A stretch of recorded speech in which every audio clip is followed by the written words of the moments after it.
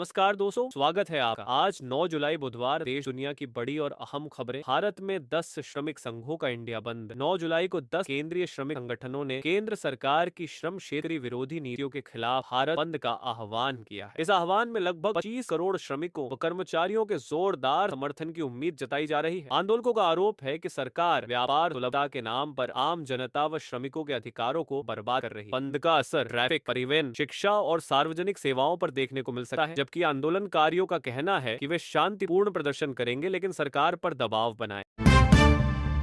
Delhi NCR में उम्र पूर्व ओवर एज्ड वाहनों का प्रतिबंध हटाया गया। 8 जुलाई को दिल्ली सरकार ने निर्णय लिया कि एनसीआर के सभी जिलों में उम्र पूर्व ओवर एज्ड वाहनों पर लगने वाला ईंधन प्रतिबंध 1 नवंबर से हटाया जाएगा। मंत्रालय का कहना है कि इससे वाहनों की सेवा निरंतर बनी रहेगी। विरोधी दलों ने कहा है कि यह निर्णय प्रदूषण नियंत्रण नीतियों के लिए उल्टा असर डाल सकता है, जबकि समर्थकों का कहना है कि इससे आम लोगों को मदद मिलेगी। सरकार का उद्देश्य धीरे धीरे स्वच्छ और आधुनिक वाहनों की तरफ संक्रमण करवाना है। मोदी ब्राजीलिया पहुंचे। BRICS वार्ता बढ़ेगी गहराई। प्रधानमंत्री नरेंद्र मोदी 8 जुलाई को ब्राजील की राजधानी ब्राजीलिया पहुंचे, जहां BRIC शिखर सम्मेलन के बाद द्विपक्षीय वार्ताओं की शुरुआत होगी। रक्षा, व्यापार, ऊर्जा, कृषि और अंतरिक्ष जैसे क्षेत्रों में ब्राजील के साथ रणनीतिक साझेदारी मजबूत करने की रणनीति पर चर्चा होगी। मोदी का उद्देश्य है कि भारत ब्राजील संबंधों को और नए आयामों पर ले जाया जाए। स्वागत समारोह में स्थानीय भारतीय समुदाय ने भी भाग लिया, जिससे मधुर वातावरण बना।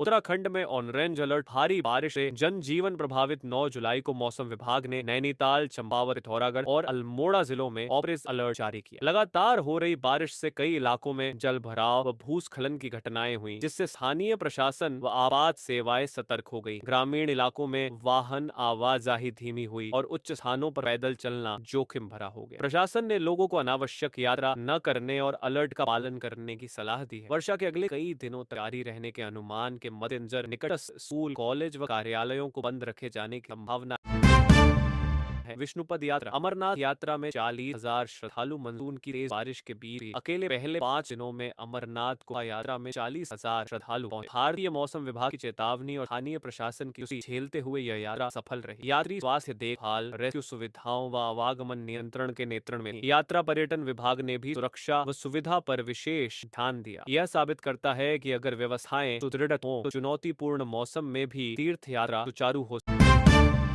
स्कूल वैन ट्रेन से टकराई। TN में 2 बच्चों की मौत। तमिलनाडु के कडलूर जिले में एक स्कूल वैन ट्रेन से टकरा गई, जिसमें 2 बच्चों की दर्दनाक मौत हो गई और कुछ अन्य घायल हो गए। ये दुर्घटना रेलवे क्रॉसिंग पर सुरक्षा नियमों की अवहेलनापूर्ण स्थिति का नतीजा मानी जा रही है। घटना के कई घंटों पश्चात रेलवे ने गेट कीपर को निलंबित कर दिया और प्रभावित परिवारों को मुआवजा देने की घोषणा की। जांच जारी है कि कैसे यह लापरवाही हुई और भविष्य में ऐसी घटनाएं रोकी जाए। हैदराबाद कोर्ट में बम की धमकी। गहन जांच जारी। हैदराबाद शहर की सिविल कोर्ट में सुबह बम की धमकी भरा ईमेल आया। सुबह 3:15 पर संदेश मिलने के बाद बम निरोधक दस्तों ने कोर्ट परिसर की विस्तार से जांच। फिलहाल कोई विस्फोटक नहीं पाया गया, लेकिन सुरक्षा बल अब तक अलर्ट पर मौजूद है। धमकी क्यों और किसके द्वारा आई, इसे लेकर गहन जांच की जा रही है। अदालत की कार्यवाही प्रभावित होने के साथ ही सुरक्षा खड़े कर दिए गए।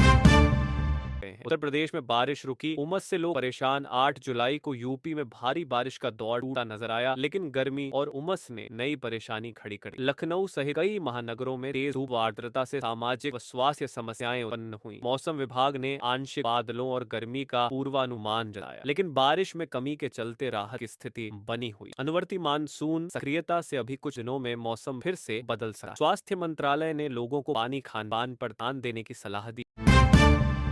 स्कूल बस हादसे में गिरा दीवार। MP में एक की मौत। मध्य प्रदेश के छतरपुर जिले के बागेश्वर धाम के पास स्थानीय भोजनालय की दीवार बारिश के चलते गिर गई, जिसमें एक महिला की दर्दनाक मौत हो गई और 10 लोग घायल हो गए। पोस्टमार्टम और प्राथमिक उपचार स्थानीय अस्पताल में जारी। प्रशासन ने मौके पर पहुंचकर राहत एवं बचाव तंत्र की व्यवस्था की, जबकि निर्माण संबंधी नियमों की स्पष्ट अनुपालना न होने पर जिम्मेदारों की पहचान के लिए जांच शुरू की गई। इस भयावह घटना ने स्थानीय सुरक्षा मानकों पर सवाल खड़े कर दिए हैं। पूर्णिया की परिवार हत्याकांड, अंधविश्वास, 5 की दर्दनाक मौत। बिहार के पूर्णिया जिले के टिटगांव में अंधविश्वास के चलते एक ही परिवार के 5 सदस्यों को जिंदा जलाने का शौचनक मामला सामने आया। स्थानीय पुलिस ने 3 आरोपियों को गिरफ्तार किया। सांसद पप्पू यादव ने यह हत्याकांड अंधविश्वास का नतीजा बताते हुए समाज से इसके खिलाफ खड़ा होने की अपील की। ये घटना चेतावनी है कि अंधविश्वास कितनी मानवता को पैस और नुकसान पहुंचा रहा है। एनएसडीआरएफ और अन्य एजेंसियों ने इलाके में सतर्कता बढ़ाई है। तेलंगाना में ओबीसी के लिए 42% आरक्षण की मांग। तेलंगाना में ब्राह्मण मुस्लिम जनजाति विवाद के बीच बीआरएस एमएलए कविता ने ओबीसी समुदाय के लिए 42% आरक्षण लागू कराने की मांग उठाई। उन्होंने राहुल गांधी से हस्तक्षेप की अपील करते हुए कहा, ये वोटरों का पक्षधर कदम होगा। राज्य विधानसभा में अभी यह प्रस्ताव पारित हो चुका है, लेकिन केंद्र व राज्य सरकार से कार्यवाही अपेक्षित। सामाजिक न्याय के इस मुद्दे ने राजनीतिक हलकों में नई बहस शुरू की। केरल ने तेल रिसाव के लिए स्विस कंपनी से 1.11 अरब रुपए मुआवजा मांगा। केरल सरकार ने अरब सागर में हुए तेल रिसाव के लिए स्विस शिपिंग कंपनी एमएससी पर 1.11 अरब रुपए का मुआवजा लगाने की मांग की। सरकारी हमले के अनुसार रिसाव से समुद्री जैव विविधता को भारी नुकसान पहुंचा और मछुआरों व पर्यटन उद्योग को क्षति हुई। मामले की सुनवाई अंतर्राष्ट्रीय न्यायालय में हो रही है। यह विकास पर्यावरण संरक्षण की दिशा में भारत की सख्त नीति को दर्शाता है। तमिलनाडु स्कूल बस हादसों की रिपोर्ट दाखिल। तमिलनाडु हाई कोर्ट ने राज्य सरकार को निर्देश दिया है कि वह स्कूल बसों की सुरक्षा और क्रॉसिंग हादसों की समीक्षा रिपोर्ट 4 सप्ताह के भीतर प्रस्तुत। हाल ही में हुए दुर्घटना में 2 छात्रों की मृत्यु के बाद कोर्ट ने बस पल्लीड की सुरक्षा मानकों, डोर गिवर प्रशिक्षण व क्रॉसिंगों पर समीक्षा के लिए इस रिपोर्ट को जरूरी बनाया। इस कदम से भविष्य में बच्चों की जान बचाने में मदद मिलने की उम्मीद लगाई जा रही है। रूसी परिवहन मंत्री बर्खास्त। यूक्रेन लॉजिस्टिक्स में गड़बड़ी। रूस के राष्ट्रपति पुतिन ने अपने परिवहन मंत्री विटाली सावेलिएव को बर्खास्त कर दिया है। कारण इस पर आरोप है कि यूक्रेन युद्धकालीन लॉजिस्टिक्स में लगातार गड़बड़ियां हो रही हैं। इस पदच्युत निर्णय को राष्ट्रपति ने सैन्य आपूर्ति नेटवर्क में आए व्यवधानों का जिम्मेदार माना। नया मंत्री नियुक्त करने की प्रक्रिया शुरू हो गई है और यह कदम रूस के भीतर रणनीतिक संचार दिशा बदलने की संभावना दर्शाता है।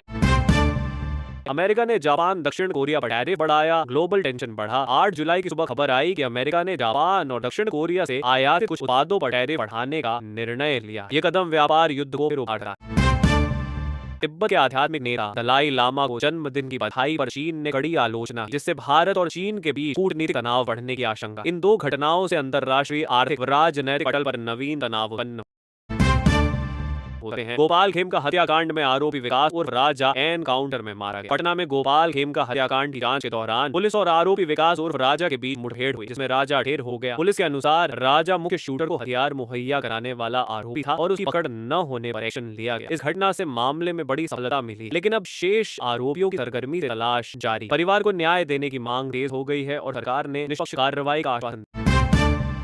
दिल्ली हाई कोर्ट ने शादी का झांसा देकर दुष्कर्म के आरोपी को जमानत इनकार। दिल्ली उच्च न्यायालय ने 49 वर्षीय अभियुक्त को जमानत देने से इनकार जो शादी का झांसा देकर 53 वर्षीय तलाकशुदा महिला से दुष्कर्म का आरोप। कोर्ट ने कहा कि मामले में महत्वपूर्ण गवाहों के बयान बाकी हैं और व्हाट्सएप चैट प्राथमिक तौर पर अपराध की गंभीरता को रेखांकित करती है। इस फैसले से जजों ने स्पष्ट किया कि झूठी आश्वासन दिलाकर महिलाओं को बहलाने की प्रवृत्ति न्यायिक दृष्टि से गंभीर अपराध है। मात्र फाइल शिकायत पर तमिलनाडु स्कूल बसों की सुरक्षा रिपोर्ट देने के आदेश। तमिलनाडु हाई कोर्ट ने राज्य सरकार को 4 सप्ताह में स्कूल बसों की सुरक्षा मानकों और रेलवे क्रॉसिंग पर दुर्घटनाओं की समीक्षा रिपोर्ट दाखिल करने के निर्देश दिए। हालिया दुर्घटना में 2 बच्चों की मौत हुई। रिपोर्ट में बस लीड ड्राइवर प्रशिक्षण और क्रॉसिंग सुरक्षा पर विशेष ध्यान देने को कहा गया। ये कदम भविष्य में बच्चों की सुरक्षा सुनिश्चित करने हेतु उठाया गया, जिसे ऐसी त्रासदियां रोकी। राजस्थान, हिमाचल, उत्तराखंड में मानसून का प्रभाव, भारी बारिश की चेतावनी। भारतीय मौसम विभाग आईएमडी ने 9 जुलाई को राजस्थान, हिमाचल प्रदेश, उत्तराखंड सहित अन्य हिस्सों में भारी बारिश और भूस्खलन की चेतावनी जारी। मानसून पूरी गति से सक्रिय है और पहाड़ी जिलों में जनजीवन प्रभावित हो रहा है। प्रशासन ने आपात स्थिति के लिए तैयारियां तेज कर दी हैं। इससे यात्रा बाद कृषि प्रभावित और बाढ़ का खतरा बढ़ गया। मौसम खतरनाक बना।